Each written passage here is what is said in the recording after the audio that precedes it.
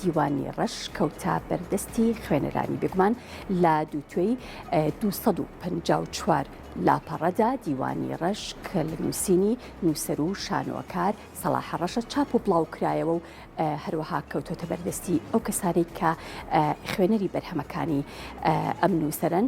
ئەم کتێبە جگە لە شعرەکانی سەلاح ڕەش چەند بابەتێکی تر بڵاوکرانەوە تێدا کە بریتین لە ڕخنەی ئەدەبی لەسەر شعرەکانی سەلاح ڕەش و هەروەها چاوپێککەوتنێکیش بڵاوکراوەتەوە لەگەڵ ئەم شاعیرەدا سازکراوە. هونەرمەند و شاعیر سەلاح ڕەش لە ناوەندی شەستەکانی سەدەی ڕابردوو لە گەڕەکی کانی عاشقانی شاری هەڵەبجە لەدایک بووە. بڕوانامەی ماستەری لە ڕاگەیاندن لە بواری تەلەڤیزیۆنی دۆکومنتەری لە زانکۆی سلێمانی لە 2017دا بەدەستهێناوە. لە ساڵی 1975دا دەستی بە شعر نووسین کردو بوو یەکەم جار لە دواتریش لە 1970دا بە یەکجاری تێکەڵ بە دنیای ئەدەب و هونەری شانۆ بوو. خاوەنی نزیکەی 6 دیوان و 50 دەقەی شانۆییە و هەمیشە لە ناو شانۆیەکاندا ڕۆڵی سەرەکی بینیوە و بەشداری زیاتر لە 50 فیلمی دۆکومنتاری کردووە.